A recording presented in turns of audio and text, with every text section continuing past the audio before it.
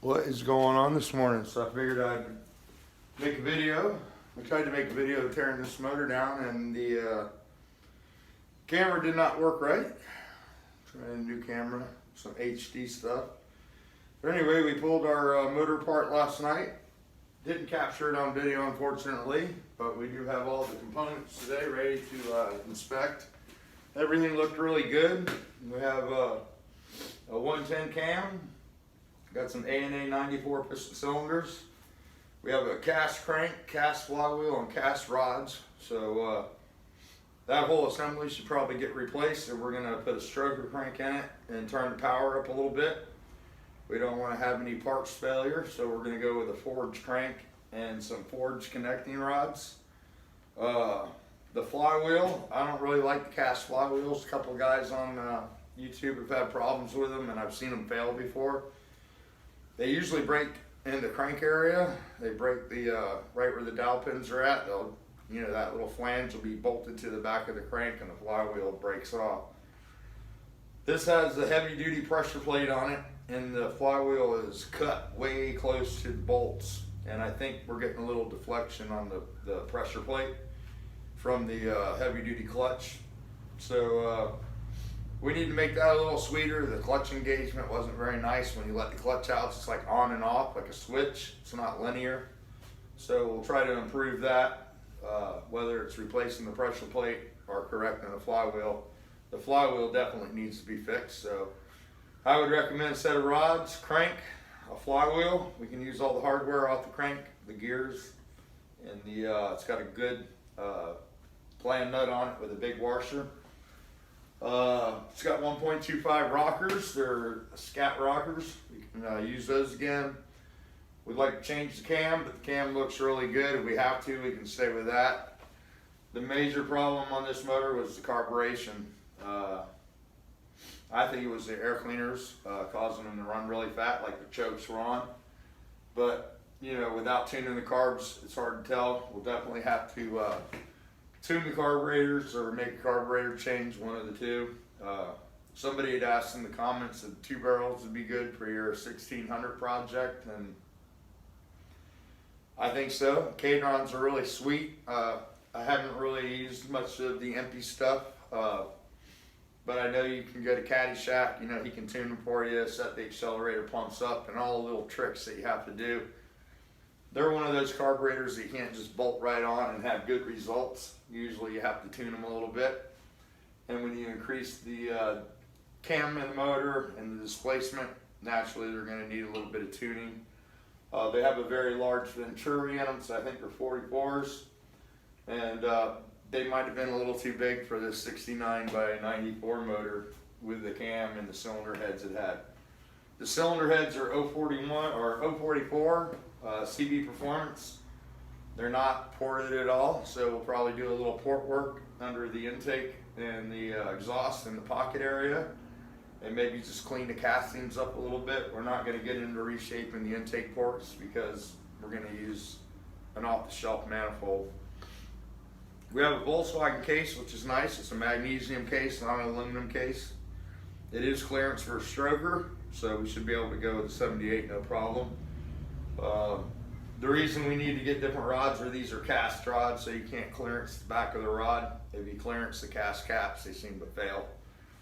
Berg makes a stock rod that's clearanced in the back and all detailed for a stroker, but they're probably more money than if you buy a crank and an assembly from CB. I want to get it all matched from them. We wanted to use the CB crank, so we'll get the CB rods, we'll get the CB crank and a CB flywheel, and then we'll have a really good bottom end. It's got A&A piston cylinders on it. They have a little bit of wear here on the skirts.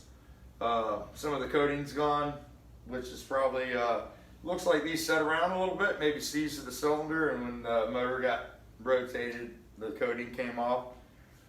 That's a little common. Don't know how long it sat on the floor somewhere, if it was custom built or what the deal was. Another possibility is the motor was brand new and it got put right on the interstate and drove here from Texas. So we'll hone the cylinders and get the proper piston to wall clearance. They're probably a little tight, if I had to guess. They usually are right out of the box. So we'll pin fit the holes. We'll hone the cylinders to the right size. And everything else looks good there. I think we can use those over no problem. Got a 30mm static pump. It's not O-ring, it's just a regular pump, but the pump wasn't leaking. He's got a CB cover on it for his oil cooler and filter. And I think that's about it. There's no real issues with the motor. I think the major problem here was the carburation. It's very important to build a motor. You have to tune the carburetors. You know, don't let it go thinking that it'll get better or clear up. You want to make sure your carburetors are good. These were out of sync a little bit, and that'll cause some issues with it backfiring and spitting. They have to be synchronized if you're going to run dual carbs. Cadrons are a little harder to synchronize because of the opening on there. You have to sort of build you a unison. The unison is a device we use to measure the airflow from carburetor to carburetor. That's how we get the carburetor synchronized. You can do it by eye, but this one was definitely ahead on the driver's side. After you do it for a while, you can look at them and see both of them move at the same time. It's hard to do, but you know, if you're a little cross-eyed, you can do it. So that's where we're at with this motor.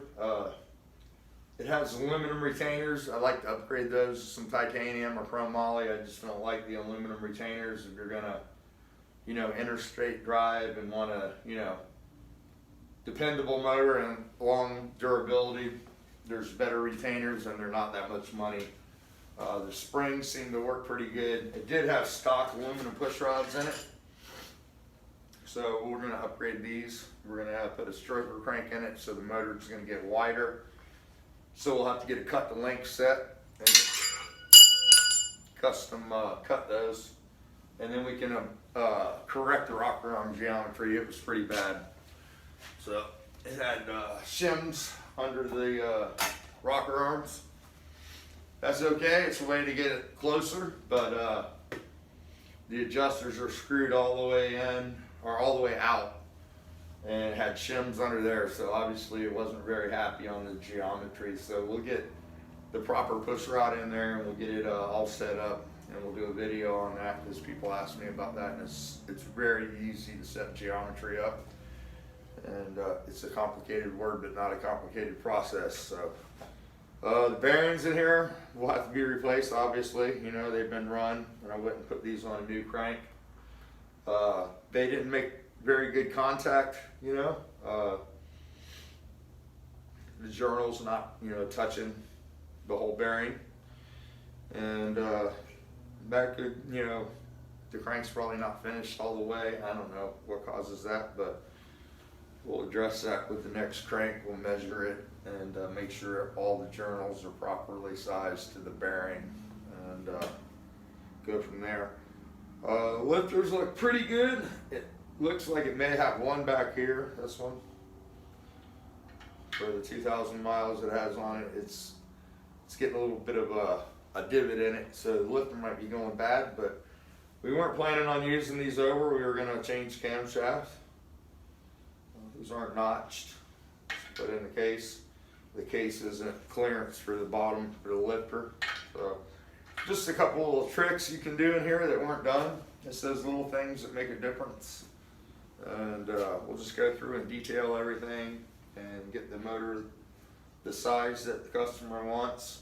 And he wants a lot of torque. We don't want a lot of RPM because we want to stay with a single spring so we don't have valvetrain issues.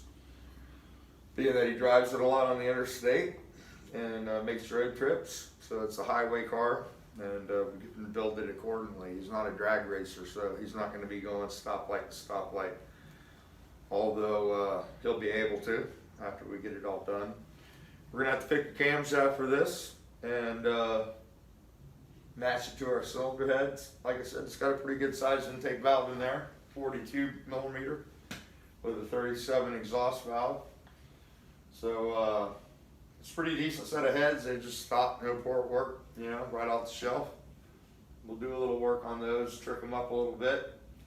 and get the right spring package on there, and that's it.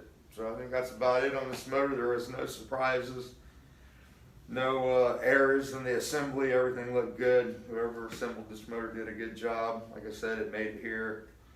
There's no major issues inside of it. The major problem was the carburation. It was not right. Should have never left the shop like that.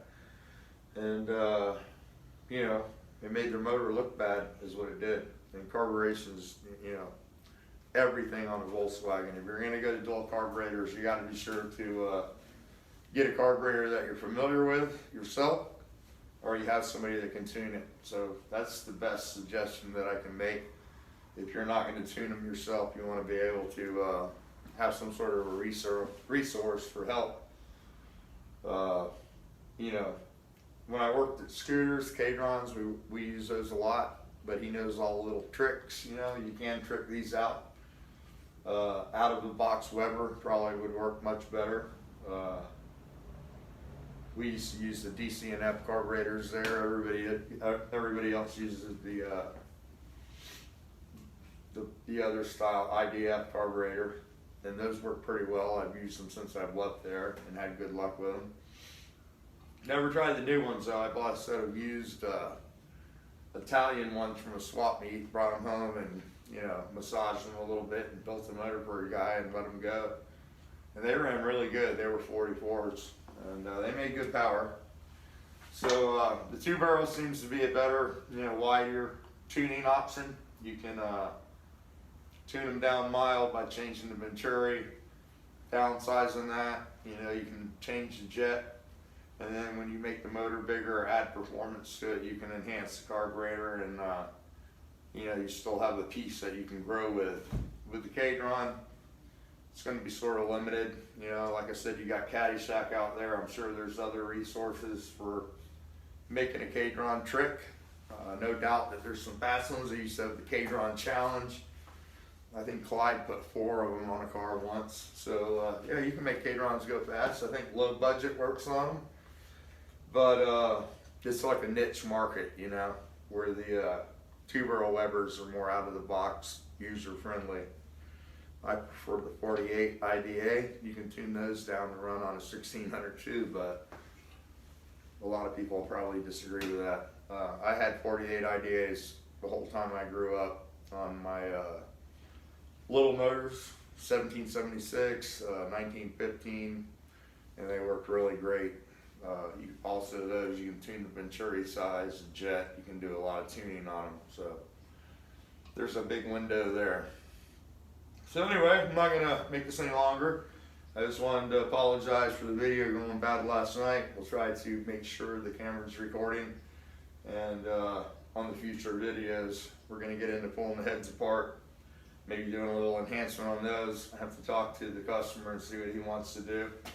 So we're gonna go ahead and write this up this morning and call CB and get some prices. I'm also gonna order a cam for the 2110 because we hand clearance that. I wasn't really happy with it. I've been sort of nervous about it. So we're gonna take that back apart. I'll get CB to turn one down on the lathe for me. It'll be a lot nicer. And I'm thinking about getting another set of rods too. Set of Potter rods so we can turn the thing up. It's got scat rods in it right now. I just don't know how strong they are, so we'll see. But I'm definitely going to order the cam when I order this stuff, so we can get that coming. All right, guys, have a great day. Don't forget to go out there and push that record button. Work on your Volkswagens. It was just all JCBWs. Drop the video. I'll go and watch that and check the internet for anything new while I'm doing this part order. And we're gonna go down to the parts house in Orlando today. So maybe I'll take the camera and show you guys around there. All right, have a good day. Don't forget to push our subscribe button. Give the video a thumbs up if you wouldn't mind. And I guess if you didn't like it, give it a big thumbs down. Interactions, where it's at though, leave a comment. You know, I always read the comments, try to address them in a video. I am dyslexic, so it's a little hard for me to respond to everybody. However, I am going to start making an effort to doing that and be more interactive on the channel. So you guys have a good one.